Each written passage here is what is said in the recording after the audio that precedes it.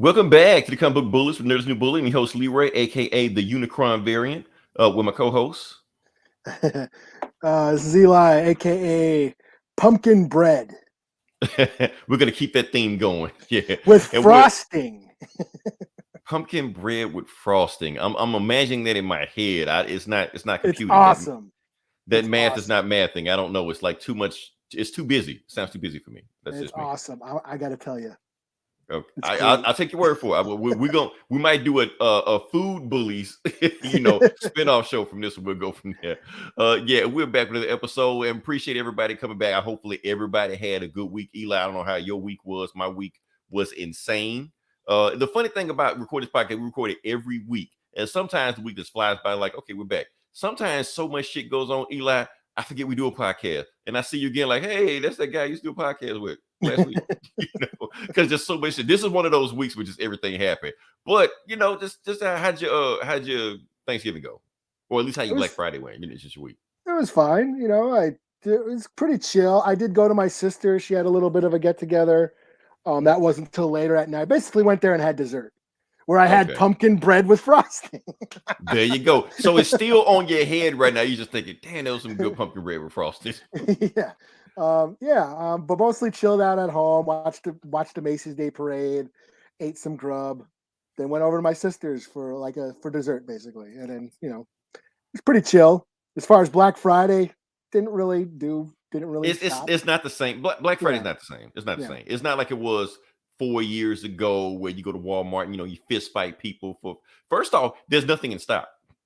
Yeah. Because they got some ship overseas or on the coast that we can't get stuff, so that kills that online order stuff like that. You just order in your drawers and shit. You can order the shit on Thanksgiving, so just have it shipped to your home. Yeah.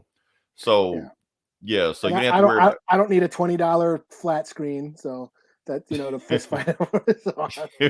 Right. Take a TV, just smacks it over here. So yeah, those days are Yeah. gone. Those days are gone. So now we're in the new age, the digital era. So Yeah. that being said, we're gonna move on past. We're gonna move past the no more tomfoolery, no more chicanery. We're gonna move right into it. Cause like I said, we got a lot of stuff we're gonna tackle. We're gonna right into it because we saw. Well, I don't know if you saw it. I saw a TV show. Did you see it? I saw a TV show. Oh, I guess we should say what we're talking about. Hawkeye. Let's explain what we're talking about first. We're gonna talk about Hawkeye. Like I I said, it's a saw bunch that. of yeah, because I know I got it like on the big banner and stuff like that. So I feel like we should, talk about it at least. So that's what's going on. We're gonna talk about Hawkeye briefly, even though this, like I said, the way the internet goes, this came out Tuesday. So the internet has already forgotten about it, until Yeah. the next episode comes out, I guess next Tuesday, and we'll go from there. So yeah, so basically what we're talking about is Hawkeye. I'm just gonna give my review on it. I'm actually gonna break down the stuff that I noticed that they took from the comic. Because what I noticed, Eli, is that as far as like Disney properties, like lately, this may be one of the more faithful adaptations of a Marvel comic property. In lately, in like Yeah, they take they yeah, take liberties, they take liberties, yeah. you know, I but mean, yeah, compared, yeah. yeah, compared to what they've done before. And the thing is, like, okay, so we can talk about let's talk about Black Panther stuff like that, where they take 70 years or 50 years of continuity and congested in a 2-hour movie. They don't do that with this. They take one graphic novel or one run. They take that Mac Fraction run, ignore all the other Hawkeye shit, and basically almost everything in this you can see they took from that. You know, Yeah, even uh, the beginning credits, the artwork is sort of inspired by that Matt That's Fraction. I was actually saving that for later, but since you brought that up, I'm just go ahead and mention that. Yeah, because that's Yeah. actually a big thing because they're so faithful, it's controversial. And let's get Oh into the shit. controversy on that also, because like I said, just like you mentioned the opening credit scenes. So we got the opening credit scenes, with Hawkeye and Girl Hawkeye, segments and stuff like that. Girl So Hawkeye. I always call it Girl Hawkeye. I'm still getting used to Kate Bishop. I've always just said that's just Girl Hawkeye, Hot girl. Yeah, maybe well, they'll sue if you call them that. So you can't say that. But like I said, we just looked at the intro, and it's exactly now. Everybody gives Matt Fraction credit for this, but they never give credit for the actual artist of it, David Aha. Not relation to Take on Me. Or did they do that? They did. They did. Yeah, Aha. the group. Yeah, Take On Me. They did. And also the theme song to James Bond Living Daylights. That's No funny because relation. I've been saying Asia all this time. Everybody been saying, I was saying Asia, but I heard other people saying that it's aha, like the J is whatever. So so it's like Spanish or whatever. Yeah. Yeah, I guess that's what we're going. So like I Like said, we give it Javier, or yeah, Jesus. like yeah, something like that. So it's not like that, it's aha. But the thing is, people are always giving the writers credit for everything, or if they might not give credit for anything, but if they do give writers credit for that. However, the style that they're doing in the opening of it and the color pencil like that, that's strictly that artist. And somebody made a argument that, like the artists should start getting recognition just like the writers. And David Aha made a tweet about a month ago saying, no, don't give us recognition, pay us. Yeah, I'm about to say. Yeah, pay us for this bullshit you're doing. You take our stuff like Marvel. Is Marvel ripping off Marvel? I mean, is that what they're doing? Or Disney's ripping off Marvel. Disney's ripping off Marvel, Now we understand that, it's work for hire, and all the stuff like that. But at the same time, they just took his aesthetic and just took it. I understand it's work for hire, but the same thing, they took it, not pay him. Now, I think they may have given him a special thanks at the very last end of the credits or something like that, But like I said, pay the man. They sent them a screener of the first 2 episodes. Hell, they barely don't even do that, Like I said, we can go into this all day long, but it's like a reoccurring theme where Marvel would just completely just rip off themselves and don't pay the people that actually built this shit from the ground up. It's not like they're taking from decades and decades of Hawkeye. They're taking from one specific graphic novel that this guy made. And let's go talk about what we're talking about. But let me just briefly talk about what I thought about the show, about the actual show. We only got 2 episodes. We didn't get the whole thing. Eli, I liked it. I don't think it's my favorite Disney Plus show so far, but it's not even my least favorite Disney show so far. It's right in that middle. It's that middle space for that. And you know what? That's what I want. That's what I like. Because Disney has been right in the middle. Because they've been giving us like if you've been keeping up with Marvel and watched all this Marvel stuff been coming out, like I said, the last thing we had was Eternals, and those cosmic space gods and the Book of Genesis rewritten by Kevin Feige, and that's all fine and dandy stuff like that. But let's bring it down. Let's bring it back to earth. Let's put boots on the ground, and that's what the show gave us. Because if you really think about it, only counting the MCU, this may be the most street level Marvel show we've got. Not counting Netflix. Not counting Netflix, yeah. Not counting Agents of S.H.I.E.L.D., all this shit like that. Just this. Well, even they were in space and dealing with they time travel and ultimate dimension. But it's season 1. At first half of season 1. But that's where it was. But yeah, this is the most street level, down to earth, boost to the ground show that they've given us so far. And I like it. Now, is it gritty? Are we seeing blood and titties everywhere? No, we're not. It's a Disney show. No. Yeah. Oh, yeah. So, but that's okay. For me, that is okay. I know everybody. Oh, what we got here, Gabe? Gabe's in the house. Okay. Do I like it better than Arrow? It is too early to tell. However, I will say this. The first 2 episodes of Arrow are better than the first 2 episodes of Hawkeye. Come on, Eli. You got to give me that. Yeah, I mean, Arrow, I followed Arrow went hard as fuck. 5 years. Yeah. It went downhill. We not counting when it went there. Didn't it piss off Neil Adams? Because he doesn't kill people. Neil Adams was mad because it was too raw. I mean, think about it. The very first time Arrow showed up, he started fighting people, and then one guy saw him with his mask. We like, no one must know my secret, and broke his fucking neck. We were like, wait, what? This is the show we're getting? They're like, okay, but this is not that. Hawkeye is not that. Even though he also went through an arc as a ninja assassin, also, but they kind of, downplay it. All the emotional trauma that he went through there. That's pen and pass. The only emotional trauma, but at the same time, he does get some emotional trauma in the show. Like I said, from this play, he got triggered from watching it, just because everybody's making, a mockery and singing and dancing about basically the wartime he went through. Because like I said, he is a war-torn hero. He's a war hero. And he's carrying all that PTSD and trauma with him. Like I said, he's losing his hearing, which is actually from the Matt Fraction run. But honestly, people are giving Matt Fraction too much credit for that, because I think that was like back in the 80s where he was like fighting somebody and they made him deaf. Yeah. And When writers did just Old kind of, Man Logan come out? well, he was blind in that. He was blind in that. Okay. Yeah, so he can't be blind and deaf. Yeah, you pick a He'd struggle. be ill as fuck if he was. Right. He feel his way around. So yeah, but I think he got partially deaf in the 80s and got a hearing aid then. But like I said, writers throughout the decades forget he did that, and Fraction just, oh yeah, he's deaf. Bring that back. So they did that in the show, and I like how they worked that in there. Like I said, he's still having all kind of imposter syndromes, from being one of the only survivors from fighting Thanos, survivor's guilt, all these terms I can throw around that I didn't make it past my first chapter, Psych 101, to go deeper into it, but it's all there. He's still suffering from it. The kids are there. He's back trying to reconnect with his kids, trying to reconnect with his wife. And yeah, that's what I'm liking about it so far. The action is there, nothing over the top. I feel like this may be the most TV show that the Disney Plus TV shows have given us so far. It's not like at the beginning of where Falcon and Winter Soldier, where it just felt like, oh, this could have been a movie. No, It's this like Star Wars on Earth and shit. Yeah, They're all flying and shit. They're all flying and shit and fighting on trucks and shit like that. Like, this could have been a movie. Like, no, this is a TV show. This is exactly what it was meant to be. This is what it feels like. Even feel like they're kind of stretching out a little bit, and I'll talk about it because I do feel like there are some filler scenes in here. Even just in the 2 episodes we gotten so far, like, y'all could have cut that, but you gotta space this shit out. So that's what you're doing.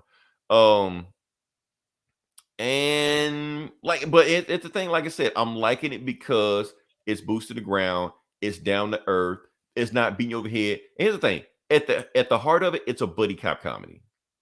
This is the show that everybody thought that Falcon and Winter Soldier was going to be, because they thought that was just going to be just a buddy cop of 48 hours, Hobbs and Shaw,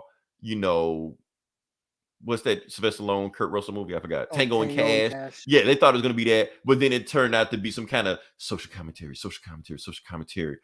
commentary on, military. And then it just kind of just not run off the rails, but it shows you one show and did something else. Not knocking it. Like I said, I like Falcon Winter Soldier, but I did feel like it was a bait and switch, where this gives you exactly what it sold you on. It's a buddy cop comedy. You got the grizzled vet. You got the eager rookie that's a little bit too energetic for their own good, and they're butting heads together, and boom, you got a buddy cop show, and they got to figure some shit out before the end of the day. So they give you that, and it's a Christmas show. Jake, what it do? Need to be more action. Like I said, Jake, they're spacing it out. They got to pad this shit out as much as they can. So it's not going to be wall-to-wall action. It could be, And honestly, I feel like they could have placed some action scenes in some spots where they didn't. I almost feel like, well, that's kind of lazy. They could have did that. Like, let me back it up and talk about what I'm talking about. Okay. One of the main things that I feel like that was a filler scene, it was in the second episode. Because I feel like the second episode wasn't as strong as the first episode. And the reason I say that, because let's take this scene, for instance, right here.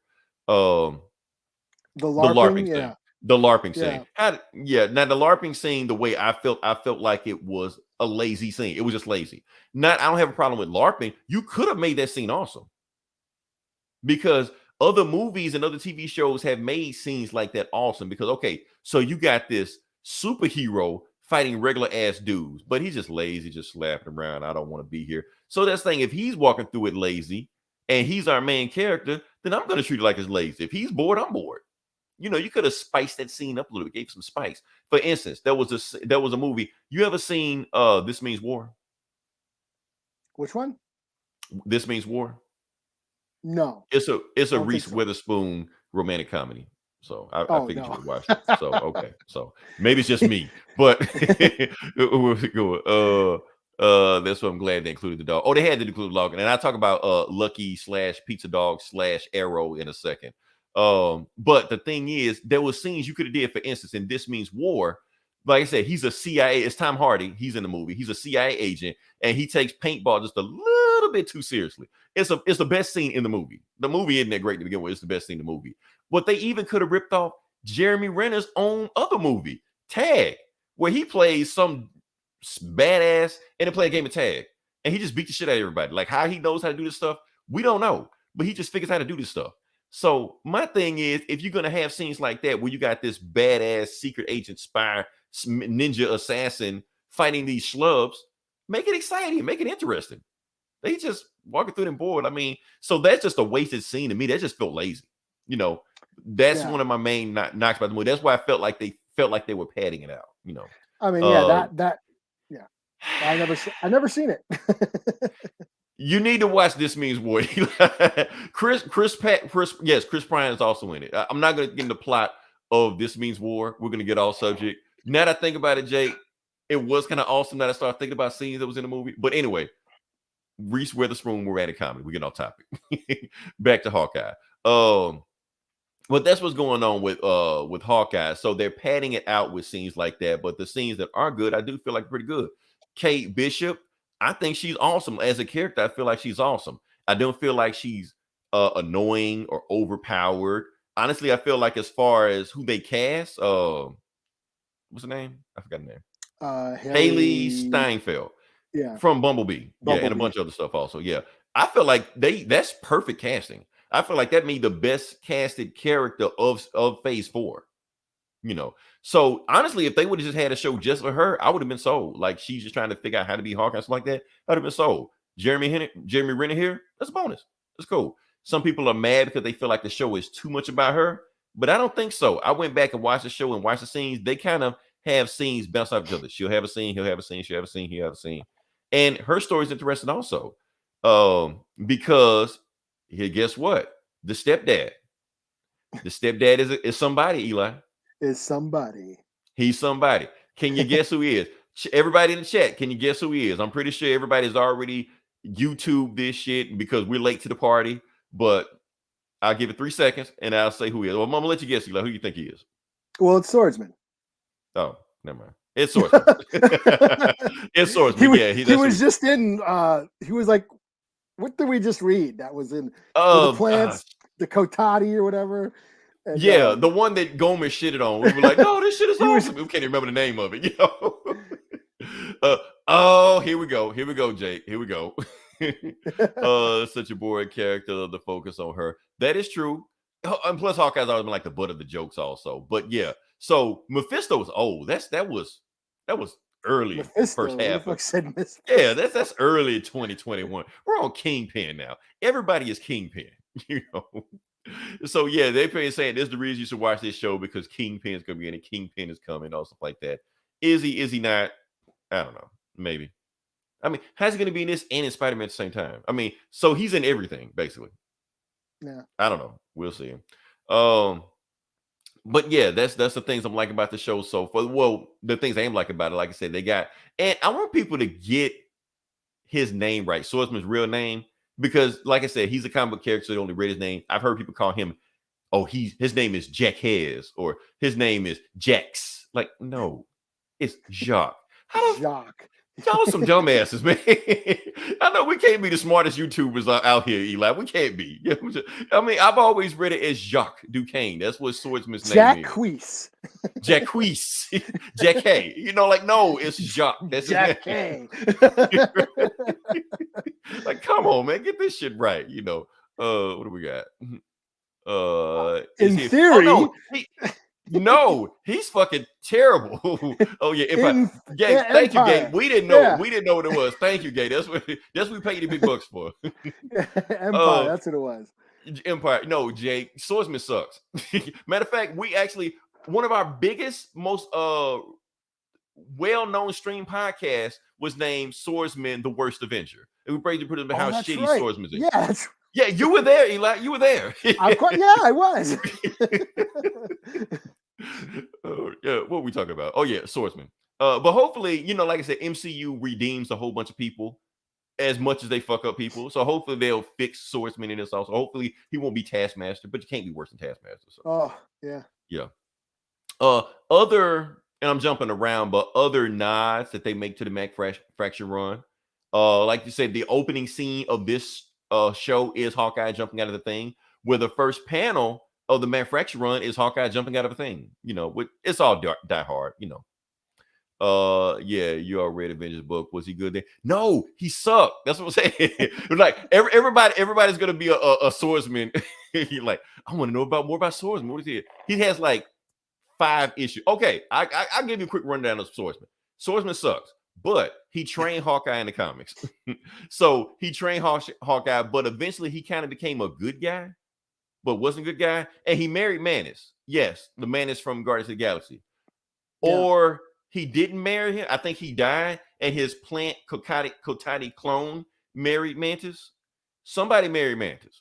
It had That's something to do with deep. him. Yeah, that's It deep. got, it's one of those weird 70 runs. I forgot somebody, but he has something to do with Mantis. And that's it about Swordsman. That's it. He died. He sucks. Black Panther kicked his ass, stole his sword, and started chopping up plants and shit like that. So, and Black Knight beat his ass also with a sword. So he's a swordsman and not even the best swordsman in Marvel. That should tell you everything you need to know about the guy. What are we talking about? What do we got? Also Nas, the Tracksuit Mafia. Yes, the Tracksuit Mafia is a thing. Bros, yeah. The match, right? That hey, bro. That was a thing. Everybody says bro, and Ivan was the leader. So yeah, so the Tracksuit Mafia is not something the show made up. Matt Fraction rated up, and they were actually like the main bad. They weren't even like a one-time thing. They were the main bad guys of the comic. It sounds dumb. Weren't they called like the Tracksuit Draculas or something? They call them the Tracksuit Draculas, Tracksuit Mafia. Yeah, they always say it, bro. Now I'm gonna tell you something about this. Like, whatever you think about this show, I want everybody to stop what you after this podcast. Stop what you're doing and go read that Matt Fraction run. Because I'm reading, honestly, it's a classic, Eli. It's a classic run. I've read some of it. I haven't read the whole thing. Maybe I should now that the show's out. I'll go back and I don't want to make sure everybody temper their expectations on what to expect from this run. Are you expecting, like World War Hulk or some shit, or Hawkeye versus the Marvel Universe? It's not that. It's actually more of a slice of life comic. A day-to-day in the life it's like of Hawkeye. You're saying, it's street level crime shit. Just them sort of, doing shit on the streets. Sort of. He is hella stupid. Well, they do go to, there was that one auction or whatever they went to, but which they also adapted in this TV show. Oh, that's right. Oh yeah, because the whole thing about that, that's what I'm saying. They ripping off so much stuff from the TV, from the comic. So yeah, for those that don't know what we're talking about, there was a auction in the comic where basically they found out that the government are hiring the Avengers for assassination missions, and who they get? Hawkeye. So they still got Hawkeye like sniping a dictator, some shit like that. So they're trying to make sure the tape to get out. They find the tape. Kingpin finds the tape, or somebody else finds the tape. It doesn't matter. Mask and Madam Mask, which they're saying, they're saying she might be in the show also, but who knows? And the whole thing was to stop from getting the tape, so they had an auction, just like they had an auction for this, for trying to make, basically Hawkeye's doing the same thing, making sure people don't find out he's an assassin. Yeah. So I guess that is similar. Yeah. Okay. Versus the mob in-game style. I honestly, Jake, I knew that was never going to happen because this is Disney. I would love for, we go back in time to that 5 years where, and that, why hasn't Disney done that? Why Marvel done that yet? Go back to the 5 years everybody was missing. Find out what the hell was people doing then. That's 5 years. Show us, don't just give us lip service about this happened and happened. Show us Hawkeye, Ninja Assassin and Yakuza and the cartel and the mafia and all this stuff like that. We want to see it.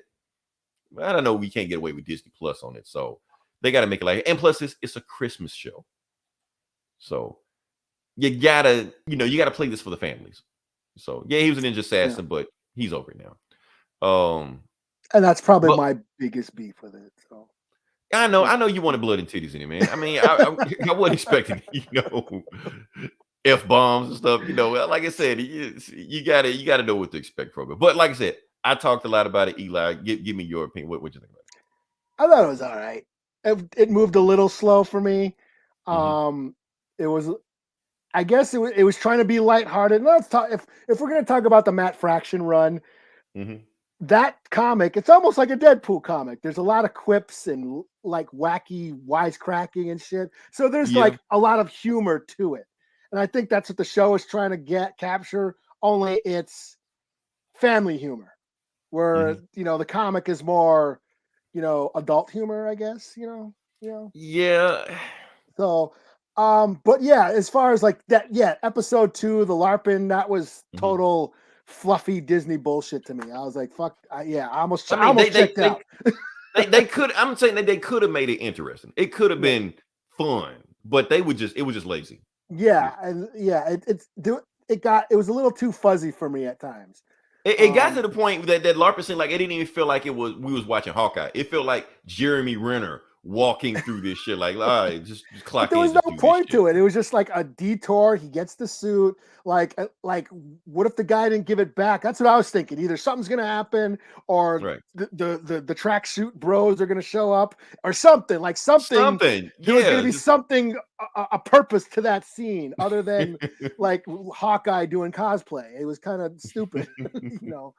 Um, But hey, right at the end, it finally caught me when I saw Echo, and I was like, "Oh shit, she's the one in charge of it all." And then it okay. ended. That's when I was like, Did you "Oh, okay. So did you well you watch it so you kind of forget she was in it or even showing yeah," because I know she's in it, and I thought Mhm, she was only going to be like in an episode because she hasn't been in any of the trailers and shit.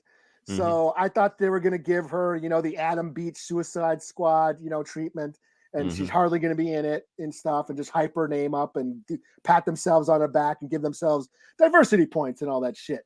mhm. Drop it in November, Right.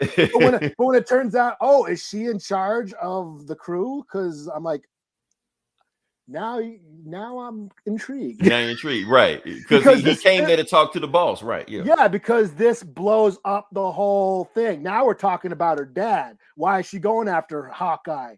Did he kill her dad? Or is she, because remember, she was also Ronin. Maybe she wants to See, Ronin shit Eli, back. you always do this. You always do this. You always make a better plot than what the show actually does. So they're gonna be expecting this shit. We're gonna get some bullshit. Just like, well, fuck, that was let down. Yeah, because if we're talking about Echo and if she's the main bad or in charge of the trench coat, not the trench coat, the tracksuit mafia or Right. whatever, then you know, she's got a backstory. Her dad, and they did cast her dad in this too. Okay, so he's Um, in Dark Souls. So yeah, so he's supposed to be in it. Like I said, I thought it was only going to be like a, an episode, but it sounds like like high she's and by and get ready for my solo show. yeah, Yeah, but she'd show up and hi, how you doing? Here's a bow because I'm Indian here. mhm. And I want to know, does she have a title Ronin? Because in the Yeah, comics, she's the first Ronin. yeah, she's Like the Hawkeye first got the one. suit from her. Yeah, So so it got me intrigued. Like, why is she after Hawkeye? Obviously, she's after Hawkeye. Is it because of the Ronin thing? Or did Hawkeye kill her dad when he was going around slaying fucking criminals and shit right, back those 5 years and shit? right. So, Is the weight of the toll of him being Ronin going to come back on him? Because right yeah, now we haven't seen that. because that sounds awesome. Like, if she's Yeah. after him because if he killed her dad and not Kingpin, like in the Mhm, comics, that mhm, that's intriguing. That has me interested. And yeah. that's why I'm going to watch the next episode. Okay. With your arms folded. Okay. Impress Yeah, me. yeah, basically. Yeah. All right. Let's see what we got. We got Gabe here. Only Nerd complaining when she got the wrong suit. It didn't fit. That's the thing. If you watch it again, it didn't fit. It was hanging all off her and shit like that. She kind of like tied it up and you could see that was loose on her. So did y'all Oh, I the love the musical. musical. I love the It, musical. it I'll be was honest with you. funny. It I was thought the funny. music was awesome. So, and plus they had like some lines and stuff like that. And especially when Hawkeye was looking at Ant-Man, you're like, that guy wasn't even there. That guy wasn't even there. Yeah. Stuff like that. So I thought that was funny. Um, And that what was pretty I? much set up the tone for the show. I was like, okay, Yeah, this isn't gonna be this is Arrow. He's not, warm and you have fuzzy. filled this city. None of that Yep. stuff. It's a hot cup of cocoa with marshmallows and whipped cream. Right. Like I said, they want you to feel what Jake, he does this all the time. All the time. I can't listen to any of his theories or stuff like that because I get let down every single time. It's like, well, fuck. Oh man. So but like I said, I do want to say this about that scene. They did rip it off from Batman Beyond. That's just my thing. Because Batman Beyond did the same thing where Bruce Wayne was sitting in the audience. He was like, that shit didn't happen like that, But that song was catchy too. So yeah, if anybody remembers that episode of Batman Beyond, go watch that. So. The Spider-Man the musical and what was Technically, the Simpsons. They did the Planet of the Apes the musical. I didn't even see that one. I gotta go watch that. So, oh man. So yeah, like I said, I'm excited enough to watch it. But honestly, I just want something to watch on Disney Plus. That's all. As long as you give me something to watch on Disney Plus, I'm good. It's not terrible. I was actually a little bit excited for it. I didn't hate it. Mhm. So. So you got this on the same level as Cowboy Bebop. I liked it more. I think I liked it more than Loki. Yes, I agree with you. I do like it, but more than Loki. That's what I'm saying. Like it's not my least favorite. Yeah. I'm thinking like, yeah, Loki was my least favorite. I like it better than What If or whatever like that. Like I'm saying, it's right there. It's right there, and that's what I wanted. I want it. Not too much, not too little, right there. So and that's actually a lot of what I expected from a Hawkeye show. I wasn't expecting to like it this much. Like it's Hawkeye. I was supposed to skip this shit, but now I'm intrigued in the plot, the buddy cop, chemistry they have going on. So like that, the surrogate daughter thing he's got going on. The dog, Lucky. I do want to talk about Lucky. Pizza Dog, Arrow, whatever you want to call his name. I'm so glad. Well, I'm not gonna say I'm so glad, but I knew they were going to change it from what they did from the comics because Kate saved him from getting hit by the car in the show. In the comic, he got hit by the car. That's how he lost his eye. Oh, wasn't he like in the vet and he was gonna die and they were gonna put him down? Yeah, the vet was gonna put him down. He was like, I can't save this dog. And Hawkeye like, nah, you do it. You save the dog, I'm gonna kill you. One or the other. So yeah, I can't remember that.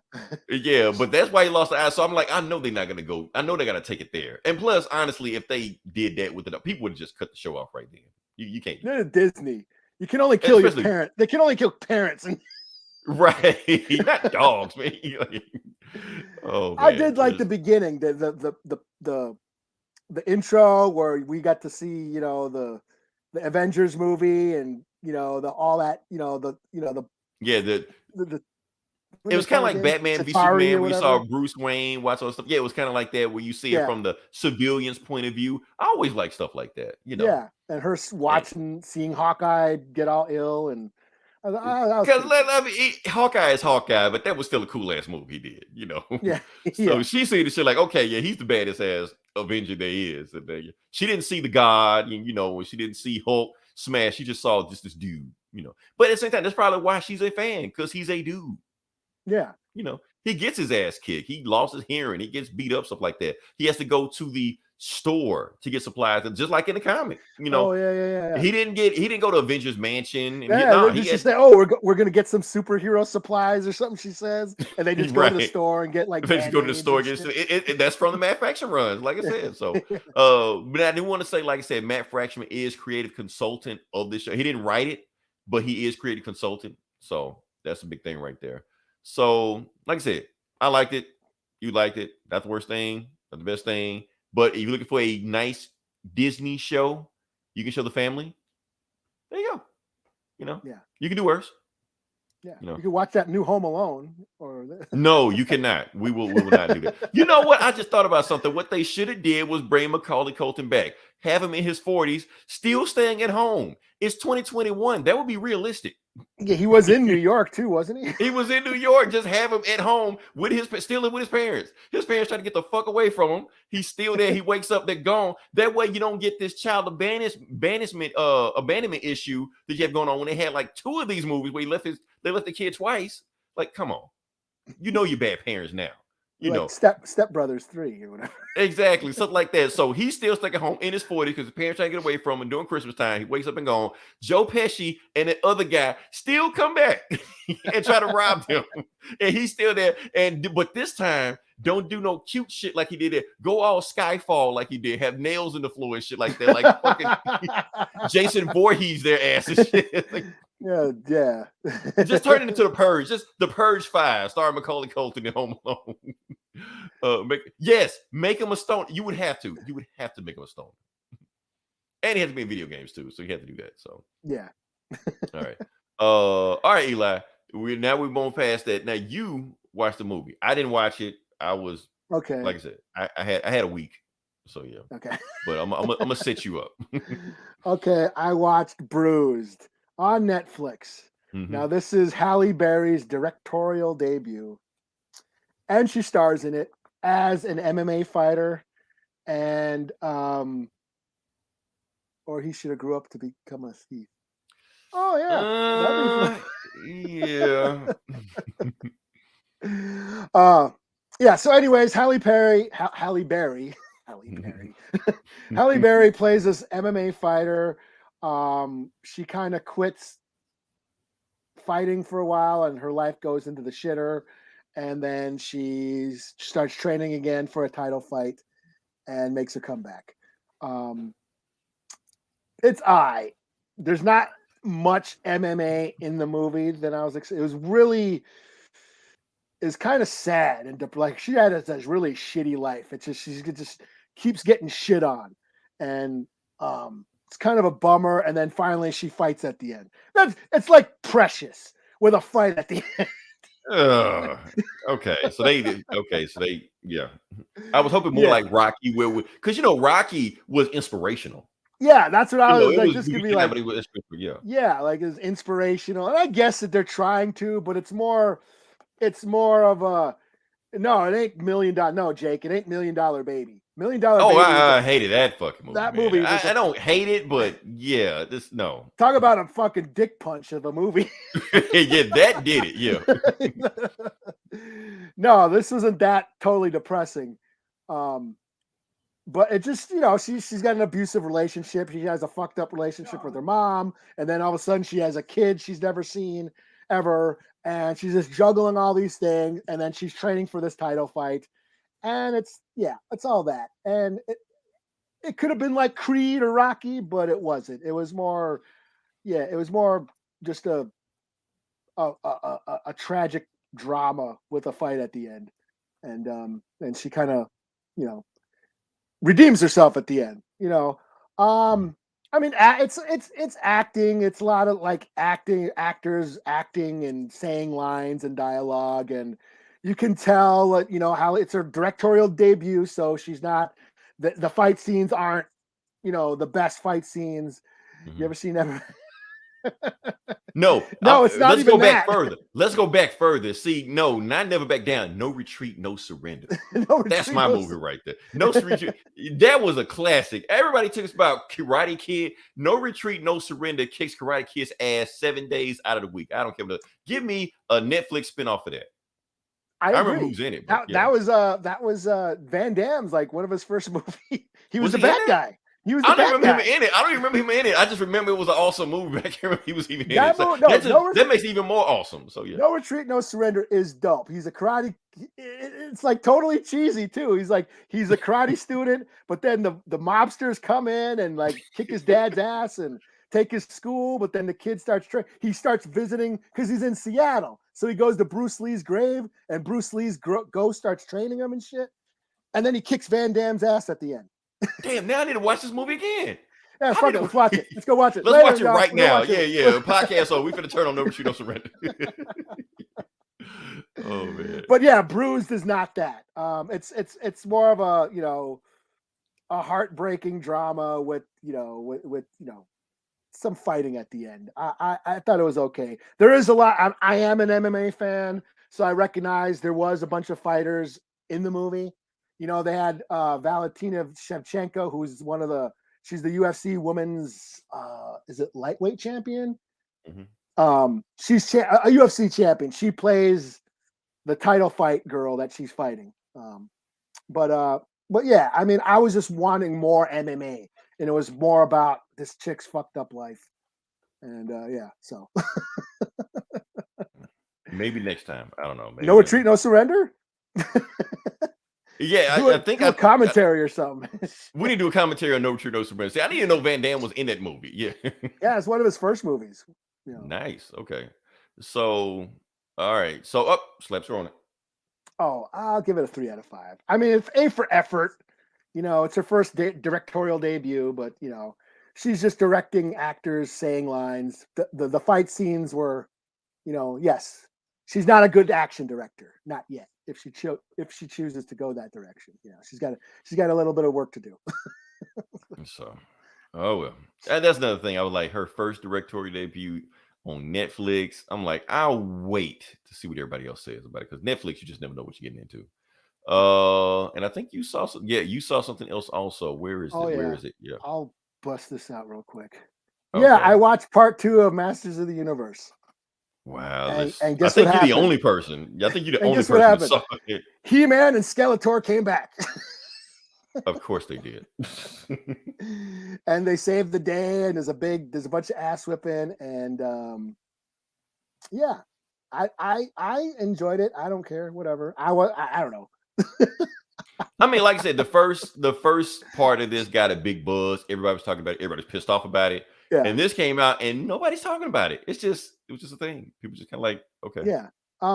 Yeah, everyone got mad because they killed He-Man and Skeletor in the first episode, and it was basically focused on Teela and her Fellowship of the Ring. Trying to, bring them back and learn magic and all that shit. This one, they bring them back.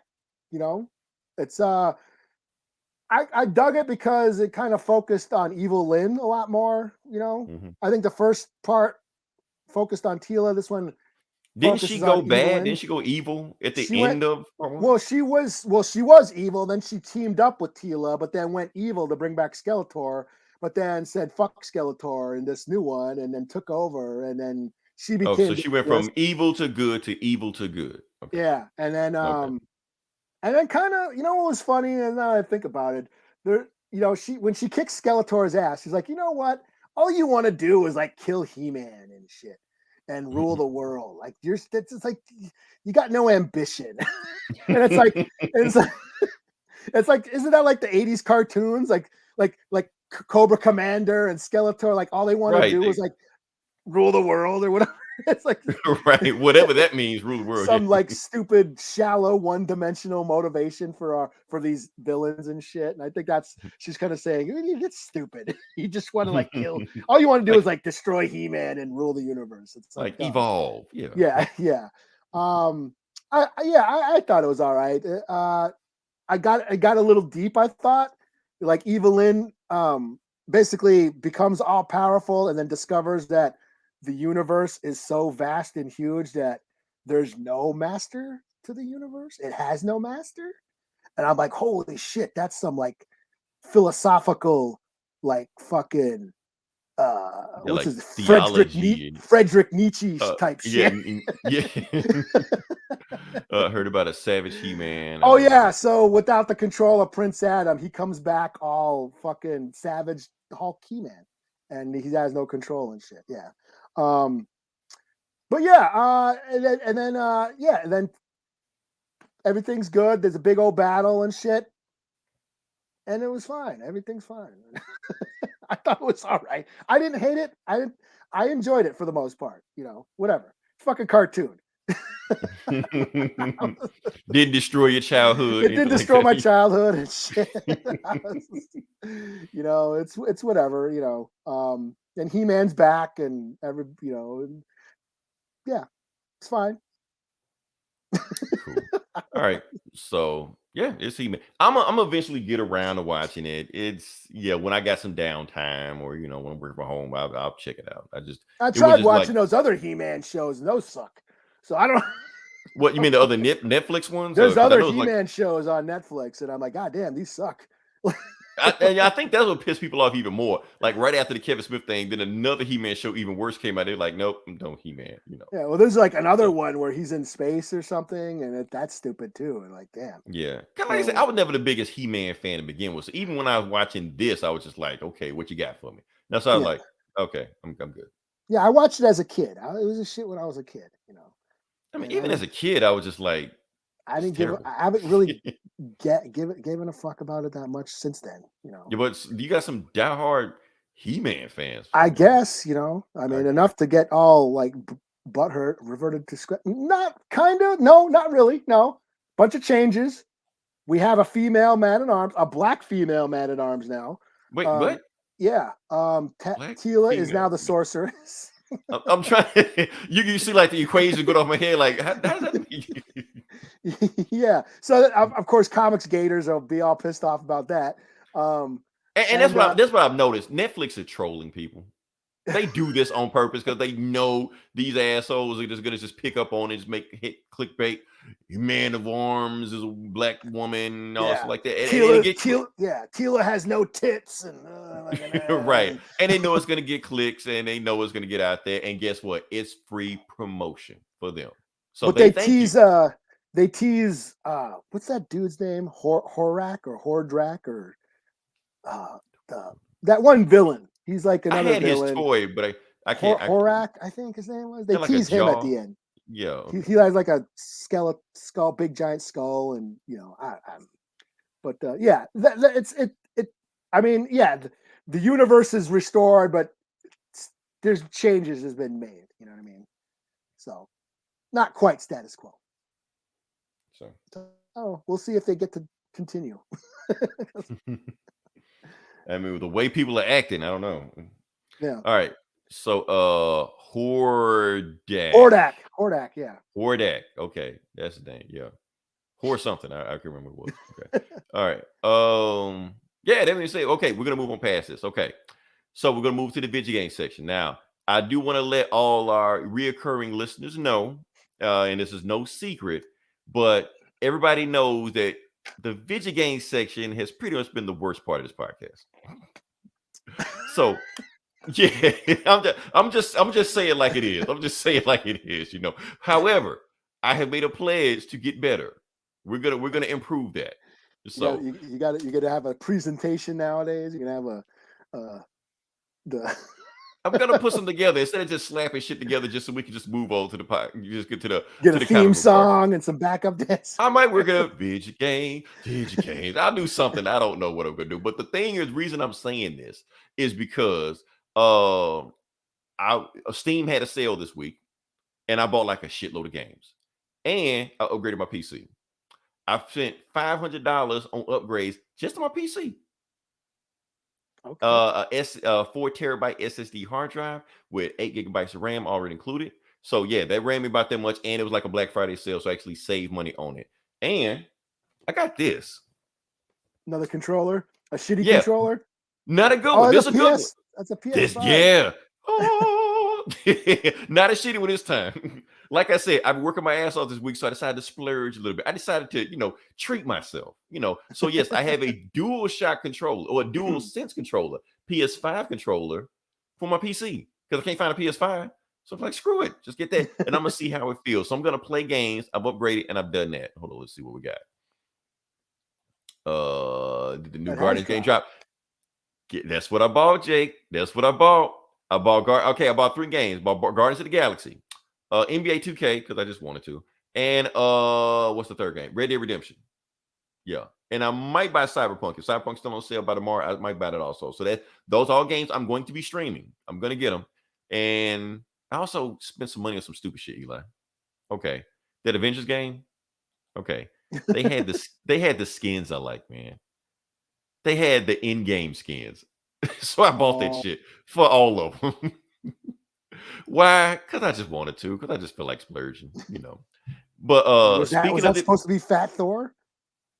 No, they haven't released Fat Thor yet. They're gonna release him for like $20 by himself. I'm sure that's what's happening.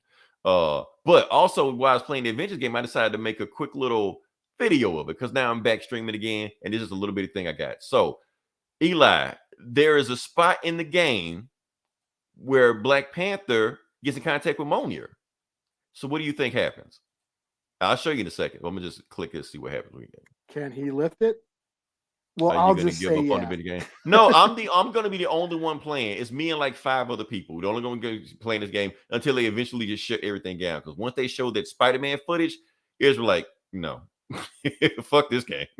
But I'm gonna show you. I'm gonna show you exactly what happened. I'm gonna build up the suspense. Where are we? We hit. Yep. Okay. So, like I said, it was a spot in the game. When you go to it, I'm gonna put us in here too. Thor Odin's son. Yep. That's his locker. So you see Thor the back. Yep. That's his locker. And he keeps it in his locker. He keeps it like it's just right there. So he's like, can I lift it? Yeah. He's not worthy. Oh, He's not worthy. damn. Yeah. That's So I put racist. No. yeah, you know what? I put this there people saying it. People saying it. They can't let a black man do nothing. You know, like people are getting pissed off about this shit also. Calm down. It's a video game. A shitty video game at that. So this is not canon. So whatever. I had some other video game shit, but honestly, that's all I'm talking. We go moving there. Next week, I'll dive a little bit deeper and have some more interesting stuff for y'all. But no, we're going to improve that section of the podcast. We got to do better. I'll like beatbox during it or something. Yeah. Not you, because I know you always smoke a cigarette when I do this shit anyway. So have some twerk videos or something. Yeah, when I'm talking this shit. Doing my streams, just have Megan Thee Stallion in the background or some shit like that, something. It's not like we're hot chicks with their tits hanging out, Right. We gotta compete. You're right. That's compete, what they do. Yeah. What? No, you should. Yeah. We could go back and forth with this all day, Gabe. Should he not? But I'm glad you brought that up because when we talk about the Black Panther comic, that'll kind of go into it whether or not T'Challa's moral compass should be there. But we'll get there. Because now we're going to segue into it. Because like I said, this is Comic Book Bullies where we talk about the comic books. And we're going to jump into it. And Eli, I think you got more books than me. I got more books than you. No, I think I only got 2. You got so I got more books than you. Well, I think I took one of your books. You took one of my books, so yeah. Yeah.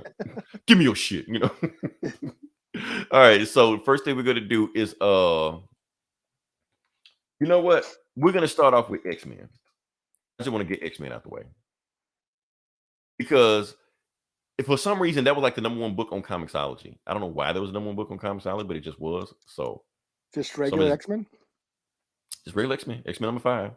I guess some big shit happened, but I don't know what big shit happened, but people will go, oh, crazy. So we'll talk about it and we'll see whether or not the big shit was worth all the hype that everybody was saying it was. So yeah, they introduced the new villain, Dr. Stasis. And honestly, I forgot him just that quick, but he's a big deal in this. Yeah. So basically the book starts off is that they fight the Reavers. Now, for those who don't know who the Reavers are, I think they were the bad guys in Logan. I think maybe. And Sunfire's like the last guy. Yeah, Logan, yeah. Yeah, so Sunfire was the last guy left, but the thing is, the Reavers have equipment. Everybody know all the X-Men bad guys know how to shoot them with shit that cuts off their powers. So that's the thing.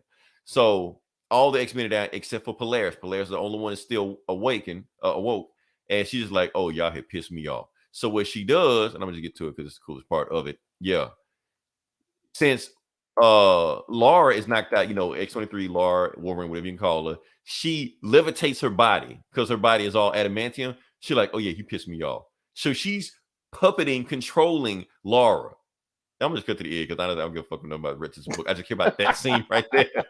Because she just goes nuts and just starts swinging. Yeah, she like make her claws go out. She like, yeah, y'all have pissed me off. So Laura sleep the whole time. She don't know what the fuck going on. She's just controlling her puppet, cutting off arms, all shit like that. And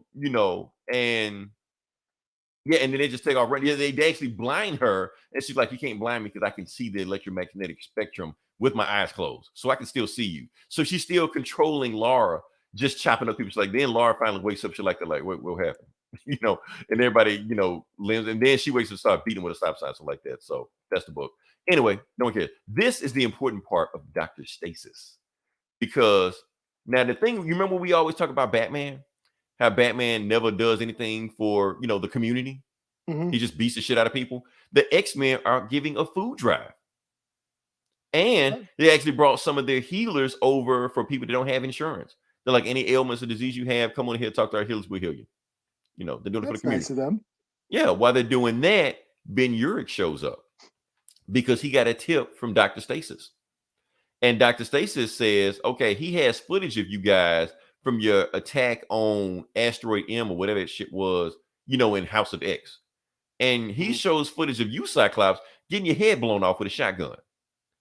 But I'm talking to you right now. So please explain to me how this happened. You know what? Don't answer. You mutants have solved death, haven't you? You figured out how to resurrect yourselves, haven't you? You're like, you know what? It's going to take me a day to get this article ready. But in that day, I'll give you time to, give a speech or talk me out of it if you can. And that's the book. So people are freaking out because doctors state, because basically the secret is out. Because they were like, the one thing we can't do, we can't let people know that we know how to resurrect ourselves.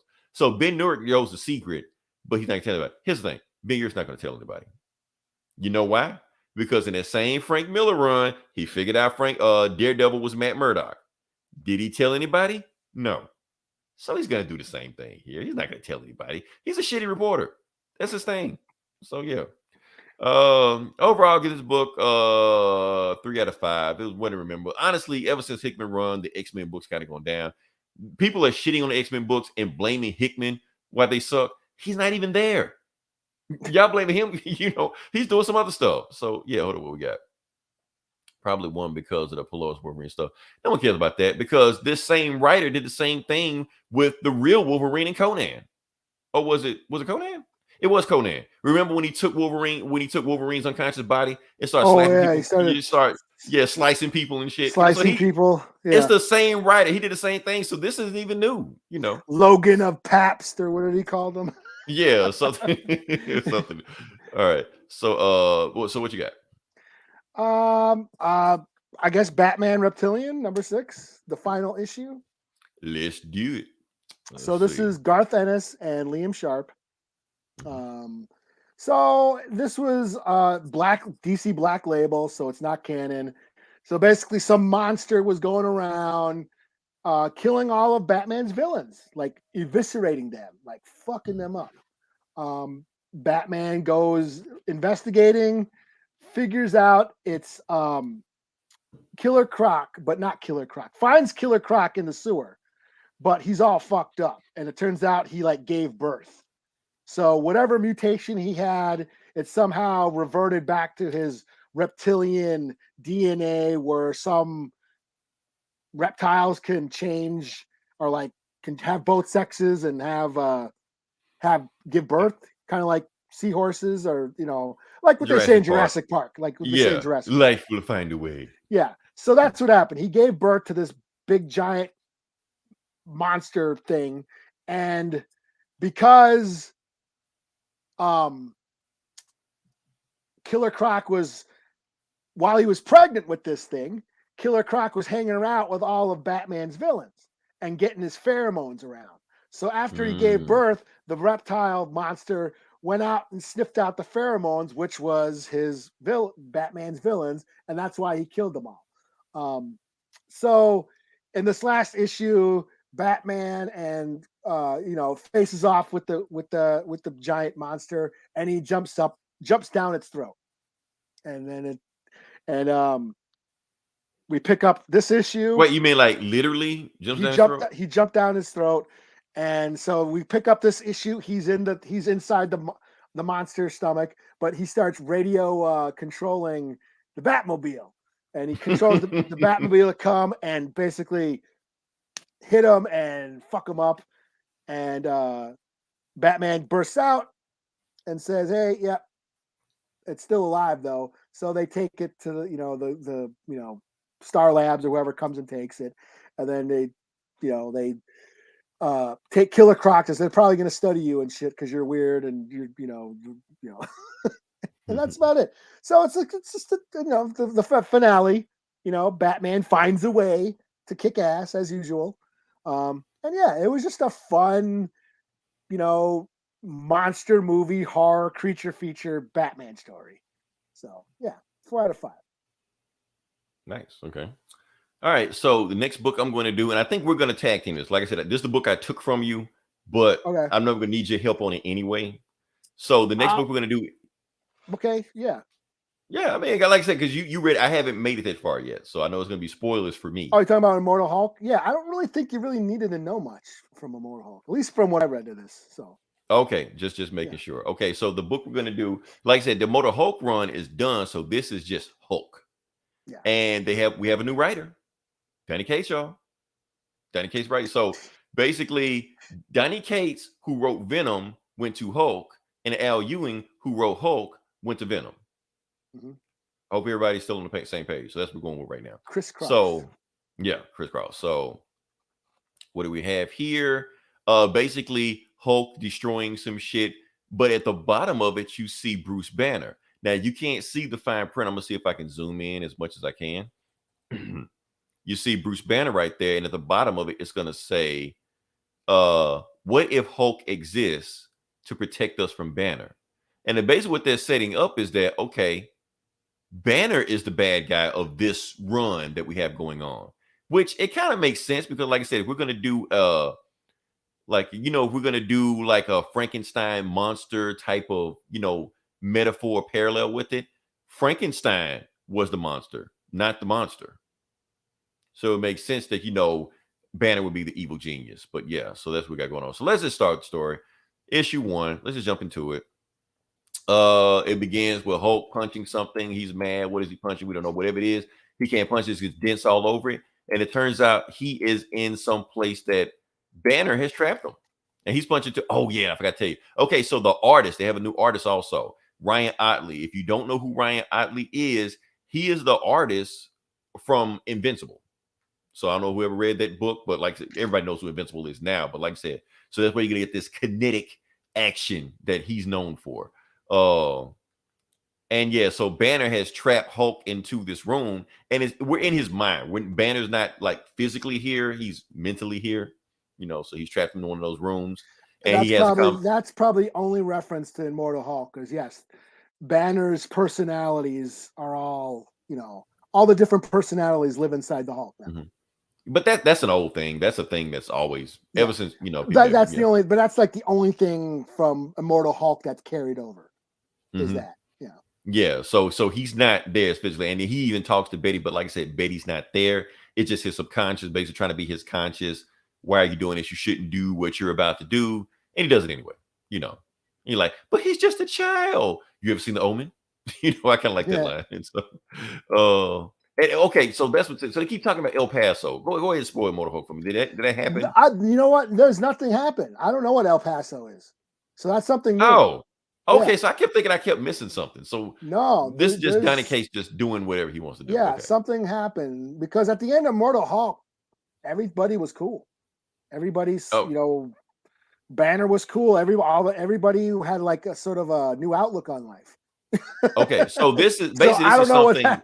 This is some new Donny Cates shit. So okay, so it'll be revealed when it's time. Okay, gotcha. Okay, so basically we can go in this run with a complete fresh slate. Yeah, pretty much. Yeah. Okay.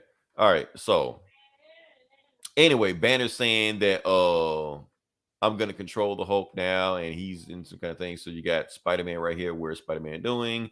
He's talking to the Avengers, and basically Doctor Strange is telling him Banner has done some wild shit. He's done some shit I didn't even know he could do, because he's either used some magic, but he used some magic I don't even know. There you go, Echo right there. For those that don't know, Echo is Phoenix now in the comics. So yeah. And basically saying that Banner has locked away Hulk's mind, but he's like stole some stuff from AIM. And I think he stole some stuff from Tony. Yeah. No. He didn't steal stuff. He stole some stuff from AIM. Stole stuff from AIM, put it on the Hulk, and turned Hulk into a spaceship, a starship. Sure. Something. A Megazord, a Voltron. So that kind of lost me, but I kind of just went with it. Yeah. So that's what we got. That's a lot. That's quite the leap. Yeah, I was like, Starship? I was like, okay. Now I heard the Geeks and Comics earlier, and they trashed this. They was like, Starship, I'm out. Yeah. So this is gonna fuck up some people, I didn't listen to their shit, but yeah, I was kind of like, what? Okay. But I knew this was gonna lose some people. I know some people are gonna be like, no, I can't do this. But I'm like, okay, where are you going with this? So anyway, Hulk is a starship fighting a Hulkbuster, like he normally does, beating a Hulk, because he's trying to take over a Stark plant, like a Stark building, and Tony's trying to stop him from getting in there, And basically Hulk just telling them, look, you've never beat me with Hulkbuster. Why are you even sending this shit at me? And they starts fighting. He was like, because I came ready for you this time. So he actually does some shit. This actually some cool shit right here. This is why I went with it, because this next shit is cool as fuck. This shit where he does the adamantium particles and stuff. So he shoots them out and he forms them and he traps Hulk. So it's adamantium. He can't get loose. He's like, I got you. You can't get in here. And he has got like a bunch of Hulkbusters with him and stuff, or whatever, and they're blasting him and shit. And Bandit's like, you think that's going to stop me? They ain't gonna stop me. So he actually powers up Hulk, and the reason he powers up Hulk is that he's shooting Hulk with stuff, So the stronger Hulk gets, the stronger this starship gets. It's weird. Just go Oh with yeah, it. the more mad it is, yeah. So it's like a whole like mindscape or whatever. It's kind of Right. reminiscent of the Green Door and being in hell, and yeah. Yeah, so nothing really happening to him, but he's making Hulk think something is happening to him, which is making Hulk powerful. Oh, and also since Banner is in the wheel, this anytime Hulk talk is Banner talking, like not Banner mixed with Hulk. No, it's just Banner. So Banner rips his arm out of the adamantium brace that was holding him. So his arm is loose. And I'm like, oh shit, he's like, I'll say what it ends because Tony thought the shit was over. He was like, I trapped you, you're done. He didn't think Hulk was gonna rip his own arm off, and starts beating the hell out of him. Punches through the Hulk, just starts taking all out of the Hulk bullshit like that, ripping them to pieces and shit. Smashes them, and Tony's just like, how did you know I would in the Hulkbuster suit? You're like, I didn't, but thanks for telling me where you are. So he puts his own glove on, rips it off, starts shooting up other shit, rips through there. That's and blasts him. So he finds the real Tony. He's like, you can't do this. They're like, oh yes, I can. So punch the shit out of him. And the reason he's here is because of this whole Null thing. And who wrote Null? Donny Cates. It's all one story. So he like, that time we fought Null, you built this thing. I was about to say, you should probably know more about Donny Cates' than the Hulk, than Immortal Hulk. Yeah, that is true. For people that don't know who Donny Cates, his whole thing, Donny Cates is writing just one long story. That's all he's doing. Doesn't matter what story he's on, it's all one long thing. So this is continuing from the Noel story. So Tony made this celestial arc where if something were so bad, he can load everybody in this big Iron Man suit and fly them off the planet. Yeah, the Celestial Iron suit. Or Iron Celestial, or whatever the fuck whatever it is. So Hulk or Banner is just like, I want it. So he just jumps through it, and that's it. That's about. I don't really know what happens next. Oh, he says some shit about anger and all this crap, and yeah. Shit we haven't heard before. Yeah, or we've heard before. I mean, it's weirder than our normal Hulk books we're getting. Okay. What you got? Okay, yeah, the stuff he stole was in Free Comics Book Day, and ever since I first saw Star Trek, I was like, what if our bodies were ships, and when we fight someone, was like firing photon torpedoes? He said that, or you said that, or did Star Trek say that, or who said that? Did Gabe say that, or Donny Cates? All I know is that Hulk, a starship, like I said, that is a leap. That is like, what? I'm with it for now because I'm curious to see where Donny Cates is going with this. But he's taking him to space. That's what we thought we were. Is he? It's cosmic. He's to a cosmic Ghost Rider, cosmic Thor. Thanos, cosmic wins. Venom. Cosmic, the Black Silver Surfer. I mean, he's taking Hulk to space so he can fight Thor. That's all this is for. I guess. I'm with it. I'm still with it. It hasn't lost me yet. That's what I'm saying. It hasn't lost me yet. I'm giving Donny Cates the benefit of the doubt. If it didn't have Donny Cates' name on it, I would be like, what the hell is going on? I would be like that, but I'm going with it for now. All right. So I don't know. After like I said, it's hard to top. You ain't gonna top Immortal Hulk. Mm-hmm. He is definitely not trying to. He's definitely taking it in another direction. I just don't know if I'm digging it. I'm kind of like, I don't know. And that's the thing, is like, is it me? Am I being biased because I love the Immortal Hulk so much? Or is this? It feels like, or is this actually? Is this actually stupid? That's what I'm saying. Because it feels like he's trying to take Hulk and fit him into all these other stories he's writing, and like you're trying to fit Hulk into a square peg. Does that work? Yeah, because like the way, I mean, the point of Immortal Hulk was, it was all cerebral. It was all philosophical. Dealing with trauma, dealing with anxieties. It was very cerebral. And no offense to Donny Cates, that's not him. Yeah. He's not cerebral. He's not. And like the Oh, Hulk, it turns out it's almost like they all needed each other. Everybody needed each other. The Hulk and Banner needed each other. mhm. And so for them to say, "Oh, Banner's the fucking enemy now," which I know they've done that before. Future Imperfect, and yeah, the Hulk's greatest enemy is Banner, and all that shit. I'm just like, after ending on that, following it up with like all of a sudden Bruce Banner's a bad guy, it doesn't gel with me so much.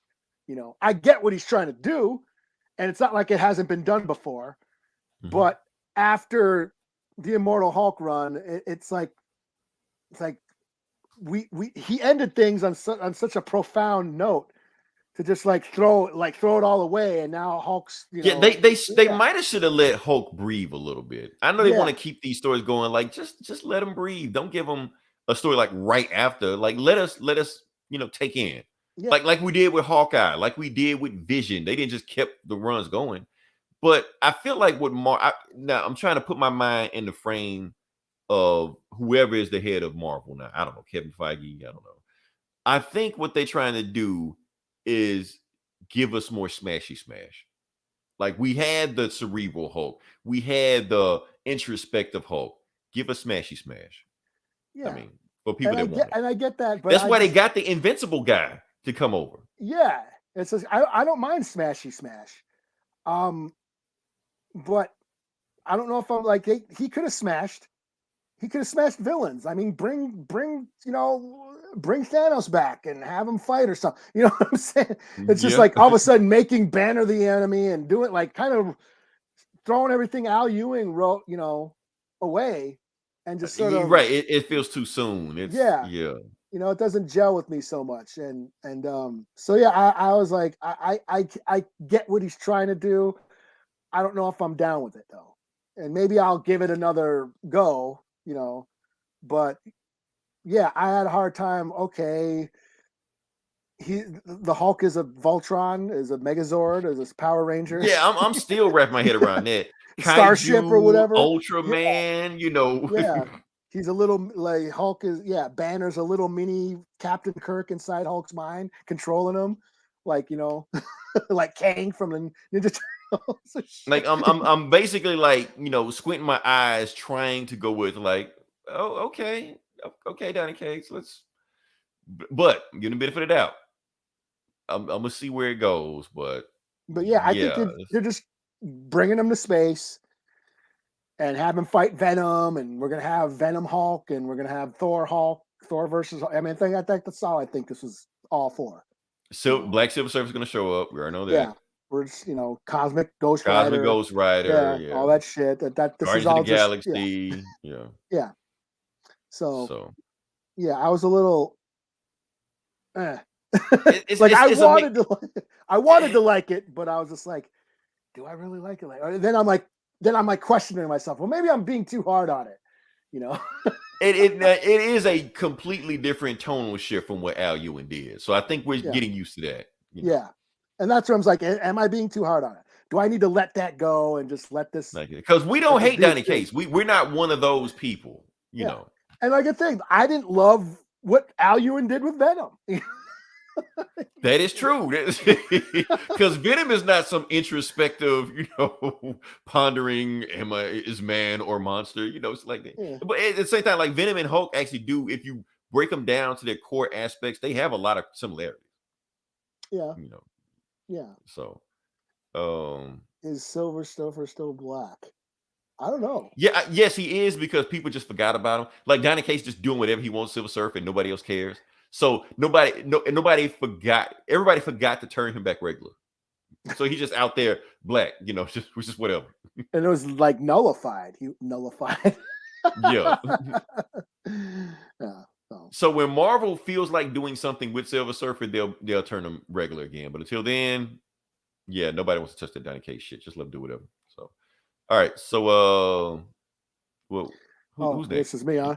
The only other book I did was Superman 78, number 4. So yeah, Superman 78. This is a tribute to Donner Superman movies. It's basically an unofficial sequel to the Donner Superman movies. We have Brainiac coming down and threatening Earth. He wants to, assimilate Earth or whatever. And Superman says, "No, I will leave the planet as long as you leave Earth alone." And so he does. So he goes. Superman, last issue, Superman goes surrenders to Brainiac. Brainiac shrinks him down in the Kandor, and he's still got everybody Krypton. He shrunk Krypton, and he went and saw his mom and dad again. So But they did. But never mind. But he must have shrunk them before the planet blew up. Okay. So in this issue, he's like, hanging out with his mom and dad and shit, trying to, he's feeling out of place because he grew up in Kansas playing football, and now he's like part of this prestige Kryptonian family and shit. And but then Lex Luthor is like, "Man, this fucking Brainiac guy, who the hell do you think he is? I'm the greatest criminal mind ever. So I'm gonna fucking take him down. If anyone's gonna beat Superman, it's gonna be me." So that sounds like Lex Luthor. So yeah. So he invented some weird little transmitter that he put on Superman's cape before he surrendered to Brainiac, and so he starts talking to. He basically calls Superman. Him and Lois call Superman through this transmitter down on Kandor. And Superman's like, "What are you doing, man? You can't be calling me. Brainiac's gonna find out." The only reason why Brainiac isn't destroying Earth is because I said y'all weren't smart enough, y'all are too primitive, So quit calling me. So but then Jor-El's like, "Hey, we've picked up a signal. This is just what I need to defeat Jor-El." It's like, who did this? And like, "Oh, it's Lex Luthor." "Oh, well, don't tell him I said that. But yeah, this is just what I need to defeat Brainiac." And that's kind of where it ends. So yeah. Cool. Isn't it like a limited series? Yeah, I think there's one more. Yeah, there's a scene where Brainiac and that's right. Brainiac and Lex Luthor actually meet. And okay. And Lex Luthor and Brainiac's like, you're a fool if you think you're smarter than me. And of course, Lex Luthor is, "I am. I'm the greatest criminal mind of ever," and blah blah blah. Okay, well, fuck you then. And then Brainiac shrinks Metropolis. Okay. And that's that. I should have grabbed Image. I didn't do my homework. Sorry. So yeah, here we go. So this is the last panel. Oh damn! Brainiac shrinking Metropolis and taking it up. So yeah, 4 out of 5. I'm digging this. It's fun. Cool. Okay. All right. So last book I got is, and it's weird. This is the last book I got, and I'm gonna say why this is the last book I got. Last book I'm gonna do is Black Panther #1. Now, the reason it's the last book I'm gonna do, Eli, because of all the books we just talked about, this is the least selling. Yeah, that's it's the weird thing. Like, this is the one everybody wants to know about. What about you do Black Panther? What you do Black Panther? But nobody's buying it. Now I'm gonna show you, because I'm gonna actually show you the list of what we have. Not that. Which is too bad because this cover is dope. The cover is dope as hell. I mean, it's Alex Ross. You can't go wrong with Alex Ross. So they're putting money behind it. I would get this poster. Like, I would hang this on my wall. That's dope. Yeah. So, because I'm gonna just show everybody who's listening, or watching the numbers. Because, like I said, we're gonna go on Comixology. Like I said, I don't have the official numbers in front right now. We can look at Comixology and kind of get a gauge of how comics are selling. Like I said, X-Men always at the top. Hulk, Hawkeye, because they drop price. We don't worry about that. Yeah. Donnie Cates, yeah. Donnie Cates writes, yeah. But let's keep going down. We got Wolverine. Like, even the Batman vampire shit. Vampire, nobody's reading that shit. Doctor Strange, Dune. Flash, Dune, Once and Future, Superman, the one you just reviewed, Cosmic Iron Man, Task Force Z, God. Task Force Z, not XZ. Yeah. I read the first one and I didn't like it. Right. So way down at the bottom, Black Panther #1. Why is this book so low? That's what I'm saying. I don't get it. I think I have my theories. One of my theories that Ta-Nehisi Coates, he kind of ran the book to the ground, so people don't know what to do with it now. But yeah, now I know people love Ta-Nehisi Coates, but people that actually like Black Panther and read Black Panther comics hate Ta-Nehisi Coates.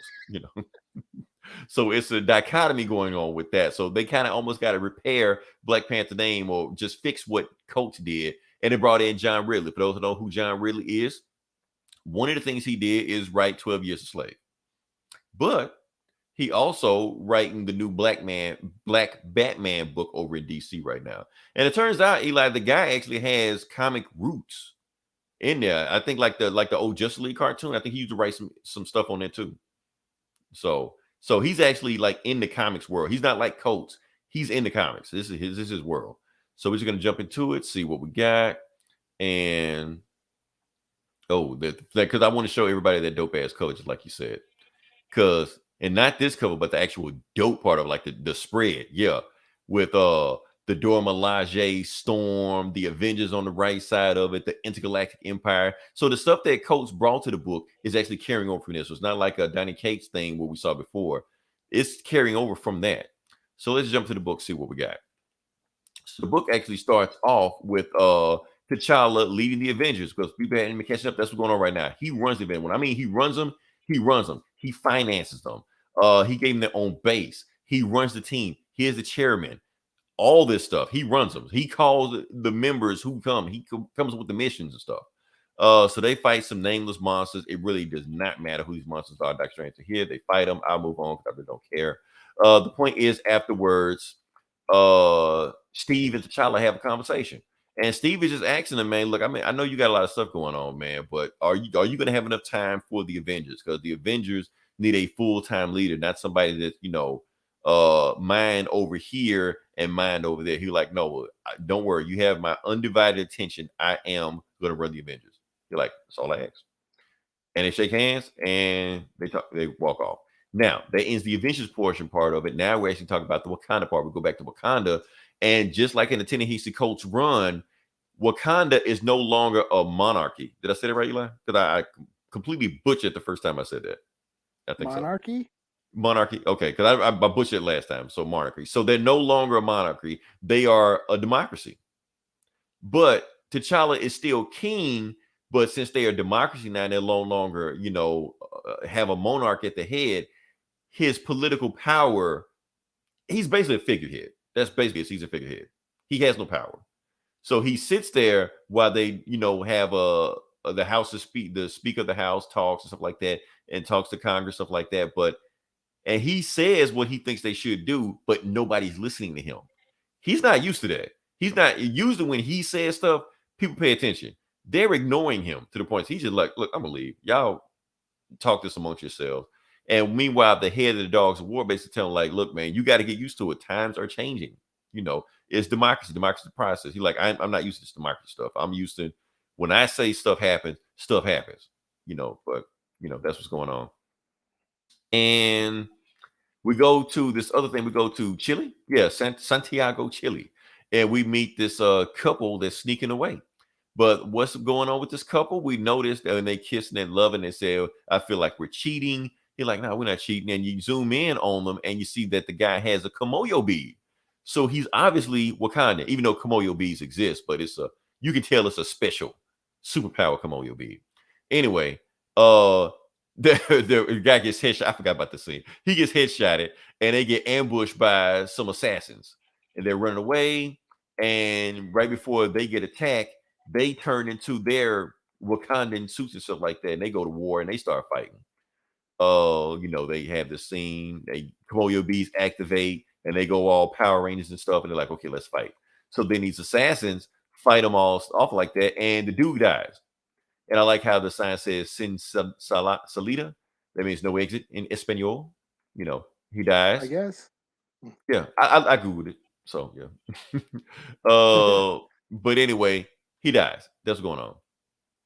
So the girl survives and she heads back to Wakanda.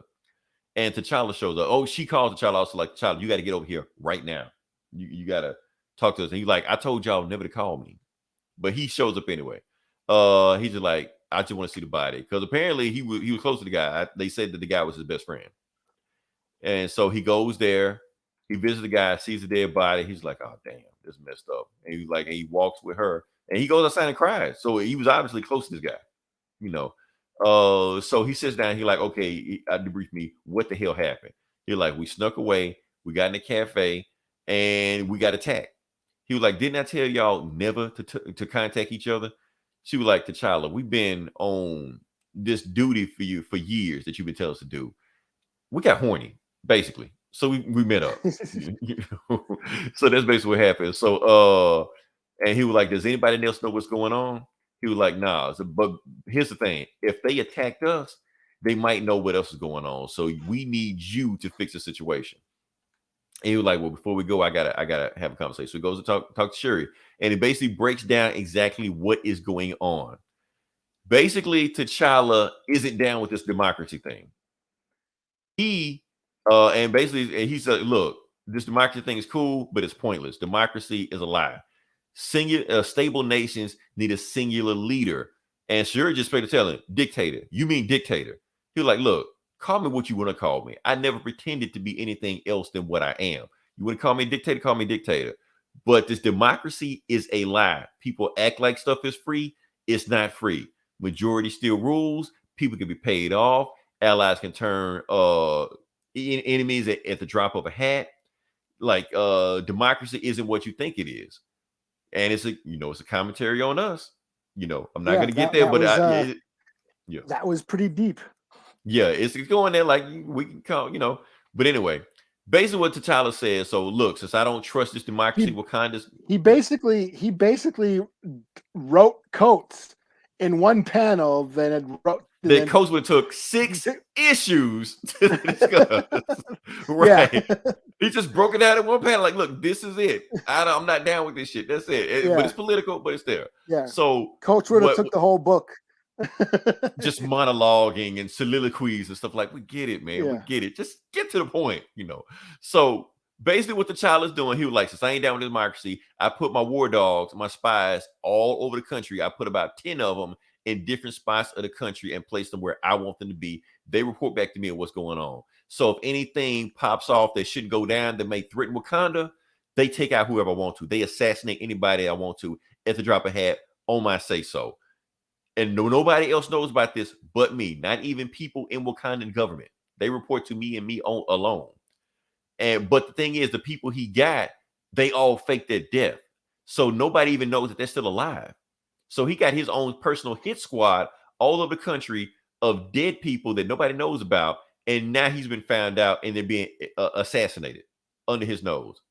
So Shuri's like, this is fucked up, but she decides to help him anyway. He was like, look, you need to find out who's doing this and get to the point of it. But Shuri's, reading him riot act like, man, what are you doing? You trust people. Like, what about the Avengers? Like, I don't trust them like that, which he doesn't. Yeah, that's the thing. There's always been the T'Challa's thing, but Shuri's going to help him out. So we get down to it. Oh, yeah. And now he talks to the Avengers. But it's basically he quits the Avengers. He resigns as the leader of the Avengers. He was like, didn't we just have a conversation about that you said you were going to step up and be a better leader? You're like, yeah, that was yesterday. I got stuff to do. So do what y'all do. So he quits the Avengers and that's it, and they go to Moscow and he meets up with that chick again. We're going to cut to the end. So I guess she's going to be like a thing in the book or whatever. And she was just like, look, T'Challa, if these people know what I think they know, are you ready for what comes next? And they give us a preview of what comes next. Him face off, get the X-Men with his ex-wife, Storm, fighting Captain America, fighting Dora Milaje. And he's like, season on Black Panther. Right. And it's like, I'm ready for this. And that's the book. Like I said, it's a long book, but basically John Ridley is kind of like setting up the book that he's trying to tell. So, like I said, I'm into it so far. The thing is, hold on, let me see what we got. Yeah, and when I see no one asking, it's like Colts Run or not, it's kind of scary people. Yeah, it's not like Colts Run. It is not like Colts Run. It's giving me flashback to Priest Run because it's giving me that feeling again. Because the thing is, now I know the MCU have put the Black Panther's image and what they think Black Panther is like, but in the comics, T'Challa is an asshole. He's always been an asshole. That's just how he is. He doesn't trust anybody. He is paranoid. He always schemes behind people's back. That's how he always was. And this book seemed like it's taking him back to that, where he only joined the Avengers just to get their access to S.H.I.E.L.D.'s record and their records to report back to Wakanda, or he meets behind Shuri's back to meet with Namor, to destroy other planets and stuff like that. This is stuff he does. So he's back to this, being the paranoid T'Challa that we know of, so I'm digging it. It's going back to basics. I can feel like there's gonna be way more action than what's been before. So like it's a step up from what Coates did. So if everybody worried about is it gonna be like Coates' run, I can already tell it's not gonna be Coates' run. This is not Coates. No. So because I read this in like 10 minutes. It's like, wow, that was right. cool. You went stuck on one page. Somebody actually got punched, Yeah. Where it's like Coach run. I'm like, wait, what? What is he talking about? And I got to go back. You got to write. Who is he talking to? They weren't even talking to people. They just talking. Just in a room by themselves, just like a wall of text. Like, what the hell, man? So yeah. So that's what's going on with this book. So I'm enjoying this. I'm just glad. Like, I hope people get back on the train of Black Panther, because we actually got a fun Black Panther book again. It's been so long. It's been so long that people think this is how Black Panther books are supposed to be. Like, I guess they're just supposed to be boring. No, they're supposed to be fun. Jack Kirby made this guy. Yeah, and John Ridley's been writing the next Batman books. Batman. Yeah, I haven't stayed on it. I was reading it for a while. I haven't stayed on it. I've dropped all Batman right now. Yeah, except I'm just Batman out. Like, there's nothing against him. I'm just Batman out. But I've heard good things. So that's good. And plus, like I said, John Ridley is an actual comic book writer. He's not like a guy that was doing other shit and he just stuck him on a book. That's what Coates did. Coates is not a comic book writer. Now, I get it. Coates has awards on top of awards and accolades, all stuff like that. Yeah. But and that's the thing. That's what kind of irks me when Marvel does that. They sort of just get these what kind celebrities. Right over left over right. I don't know. Okay, let me explain it. Okay. Everybody get it right. It's right over left. That's Wakanda forever. Wakanda, Wonder Woman. Wakanda, Wonder Woman. Please remember the difference, man. But no, what irks me about like I guess when like celebrity writers just start writing comics, and it's just like, y'all already got jobs, all right, and they're not that, and it ain't like their books are that good, it's almost like it's almost like, oh, you can just write a comic book because that's exactly what they're thinking. They were like, it's just a comic. It's just a comic. You see this Pulitzer Prize? I can just write this shit like I'm on a toilet, while I'm on my way to the airport to do some real writing. They just, that's how you think. And that's stupid and kind of insulting and condescending. Right. And then they wonder why it doesn't sell, why people drop off with it, because you're not a real comic. This is the thing. Comic book writing is a medium on itself. Yeah. Just because you mastered one form of writing doesn't mean you know how to do this. And it's hard. It's tricky. Like, I've dabbled in it, and it's one of the hardest things that I've ever written. Like, the form, like trying to tell that story. You have a limited amount of space, a limited amount of pages, a limited amount of images, panels to tell your story. And you have to strip it down to the basics, and that's something I think Coates and a lot of celebrity writers, J.J. Abrams' son, just give him a Spider-Man book, like Taboo. You ever written anything before? Yeah, Taboo, Method Man, not Method Man. One of my top 10 lyricists of all time, but I don't want to read one of his comics. I don't want to read his Luke Cage shit. No, give me somebody else. He can write rhymes like a motherfucker, but can he write a cool comic book?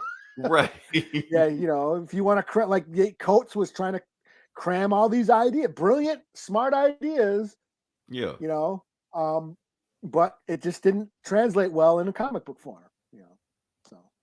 And he scared away people from the book, but hopefully John really brings them back. I'm Meanwhile, interested there's to see a bunch of people who do want to write comics, who are comic book writers, can't get their foot in the door. Job. Right. And when they do get in there, Marvel rips them the fuck off. Oh, David Ayer, that's a great looking Panther. Let's throw this in our Hawkeye TV show. They'll pay you shit, Yeah. So can't win for losing. So no shit. So, like I said, this is a real medium. These are stories that people put hard work into. I don't know how long John really took to write this stuff or put his whole run, a series of direction we're going to go, but you can tell he didn't just slap this shit together. He didn't just do this in his spare time. He's taking this stuff seriously. And yeah, So, it was a long comic, but it didn't feel that long. I mean, it was yeah. what, third, and it wasn't even that long. It was like 33 pages or something. 33, but it made sense because he has to establish, what direction he's going. So it's It's a number one. They gave him an extra pages. He established all this stuff. His history of the Avengers, the current situation in Wakanda, and then this plot line. Right. This James Bond, somebody's after all these agents, killing all the agents, espionage shit. He set it all up and it flowed fine. It was So I don't know. So hopefully it'll bring people back. I don't know. So yeah. We recommend it. I give it a 4 out of 5. Like I said, it wasn't the strongest. It wasn't the strongest, but it was a good, strong start to a new run. The little after credit scene caught my attention, so I got to give credit for that too. So yeah, I like this more than the Hulk. I did like it more because the Hulk was like, I still don't know how to feel about the Hulk. With this, I was like, well, this is good. This is wrong, and it was entertaining. That's the thing about it. It was entertaining. Like, we haven't read an entertaining Black Panther comic in like 5 years. And he was doing wisecracks and shit. He was like, I don't know, the magic, the portal, or whatever, the superhero shit we do. It's always a portal. Yeah, there's always some shit. Like T'Challa cracking jokes. What the hell? Yes, he does this. Yeah. All right. So, you got any more? Or I'm booked out. So. Okay. Like I said, if you listen this long, definitely like, share, subscribe. Listen to This Geeks and Comics. Like I said, I briefly dipped in to see what they were doing. But I'm gonna go back and listen to them a little bit more. Check out Get Valiant, check out everything else, and we just keep the ball rolling. We're gonna have a big end of the year blowout that Eli will probably start planning for like now. Yeah, we should. It takes us a while to put that show together. So start making our lists. Making a list of the year shit. Yeah. And yes, and I will start Twitch streaming again. Jake, I don't know if you're still here or not, but the Guardians of the Galaxy, I will stream it. And Eli, 5 minutes in, I love the game. Well, my brother, Fat T, he got it, and he says it's cool too. So yeah, so it's not Avengers, it's actually a good game. Yeah, but until then, this is Leroy. This is Eli. We'll talk to you guys next week. Same bullet time, same.